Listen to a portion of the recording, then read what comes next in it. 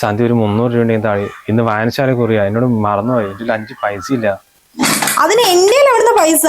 നിങ്ങൾ ഇടയ്ക്കിടയ്ക്ക് തരുന്നതൊക്കെ കറണ്ട് ബില്ലിന് കൊടുക്കണം, അരി തീർന്നു, പച്ചക്കറി തീർന്നുകൊണ്ട് നിങ്ങൾ തന്നെയല്ലേ വാങ്ങിച്ചിട്ട് പോലെ. പിന്നെ എന്റെ എവിടുന്ന് ഉണ്ടാവാനാ? ഒന്നാമത് ഞാൻ ഇന്ന് ഞായറാഴ്ചയായിരുന്നു വിട്ടുപോയി, അല്ലെങ്കിൽ എങ്ങനെ ഒപ്പിച്ചിട്ടുണ്ടാവും. ഇതിപ്പോ വിളിച്ച് കുറിയായി പോയി, കൊടുത്തില്ലെങ്കിലും പറ്റില്ലേ? സാരല്ല, ഇപ്പൊ ആരോടും തിരിച്ചു കൊടുക്ക. എന്നാൽ 7 മണിക്കല്ലേ. അല്ല, അപ്പൊ വാടക കൊടുക്കാറായില്ലേ, അതിനെന്ത് ചെയ്യും? അത് ഈ കാക്കനെ കൊണ്ട് അത് 1-ാം തീയതി കൊടുത്താൽ പോരെ? ഇനിയിപ്പോ 2 ദിവസം വൈകിയാലും കുഴപ്പമില്ല. എല്ലാ മാസവും കറക്റ്റ് സമയത്തിന് കൊടുക്കുന്നതല്ലേ. നാളെ മുതൽ പണിയുണ്ട്, 4 ദിവസം പണിക്ക് പോയി വാടക കൊടുക്കാനുള്ളത്. വരുന്ന 21-ാം തീയതി ചേച്ചിന്റെ മോളുടെ ബർത്ത്ഡേയാ. കുടുംബക്കാരൊക്കെ അവിടെ ഉണ്ടാകും. എല്ലാം നോക്കുന്നത് കഴുത്തിരിക്കായിരിക്കും. അതിനു മുമ്പേ നിങ്ങൾ പണയം വെച്ച് അതിന്റെ ചെയിനൊന്നും എടുത്തു തരണേ. നീ എല്ലാം കൂടി പറഞ്ഞ ഞാൻ എന്താക്കാനാണ്?